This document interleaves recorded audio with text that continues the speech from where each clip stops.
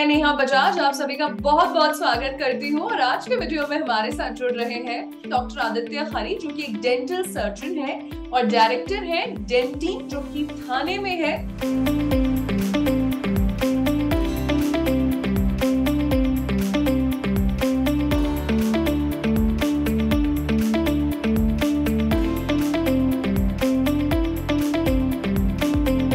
चर्चा करेंगे, बात करेंगे। सबसे पहले आपका बहुत बहुत स्वागत है जी मनी हेल्थ शो।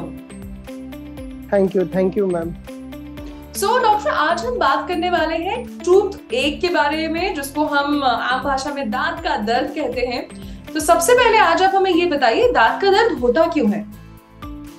एक्चुअली क्या है, 90% ऑफ द पेशेंट जो हमारे पास आते हैं तो वो बोलते हैं डॉक्टर ये दांत दर्द हो रहा है, वो दांत दर्द हो रहा है। तो दांत दर्द का वैसे बहुत सारे रीजंस, तो उसमें one of the main reasons है कैविटी हो जाना।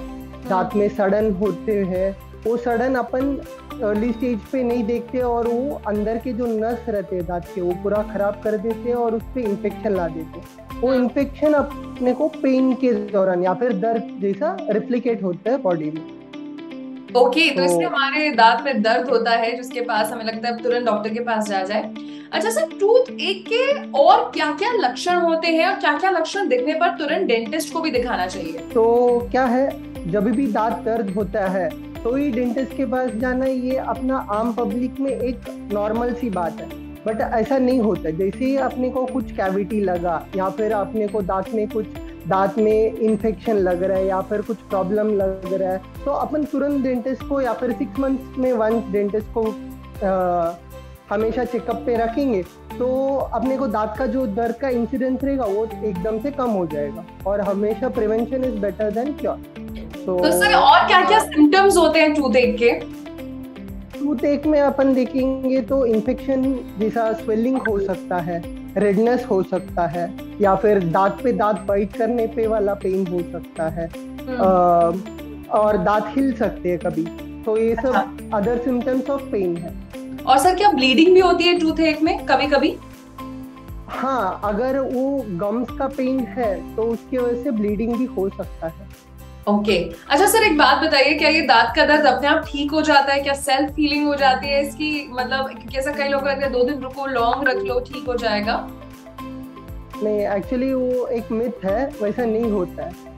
दांत का दर्द या फिर आप मतलब थोड़े दिन के बाद ठीक हो जाएगा या फिर मेडिसिन खा के ठीक हो जाएगा, ऐसा नहीं रहता है। यूजुअली दांत का दर्द के लिए हम लोग जो प्रॉपर वाला ट्रीटमेंट रहता है, जैसे रूट कैनाल हो गया या फिर दांत निकालना हो गया, उससे ही वो ठीक होता है। दवाई खाने से या फिर लौंग रखने से या फिर नमक के पानी से कुल्ली करने से वो नहीं जाता है दर्द।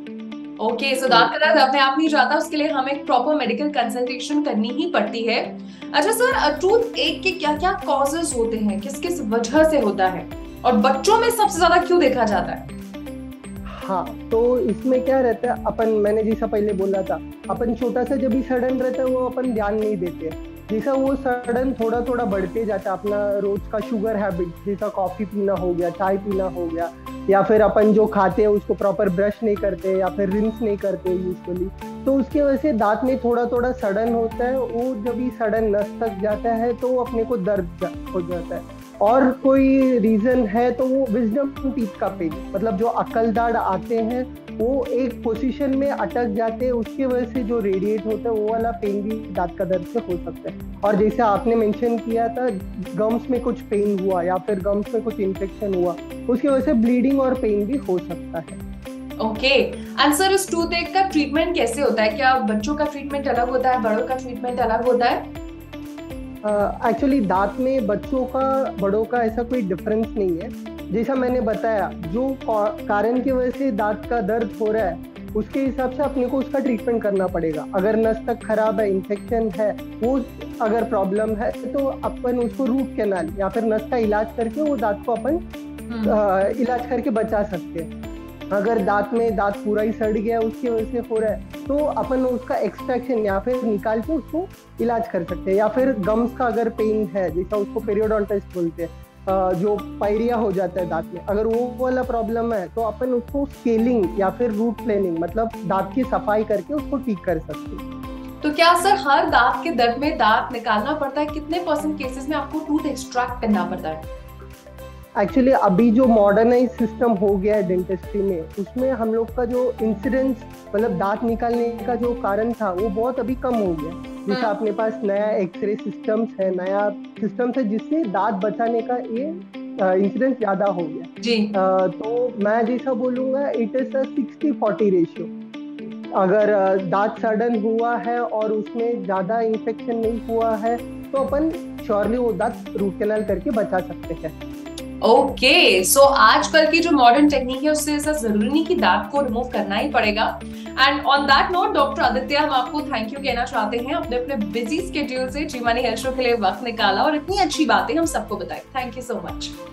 Thank you. तो ये थे डॉक्टर आदित्य, जिन्होंने आज हमें टूथ एक यानी कि दांतों के दर्द के बारे में बताया, किस वजह से होता है, क्या लक्षण होते हैं और कैसे इसका इलाज होता है।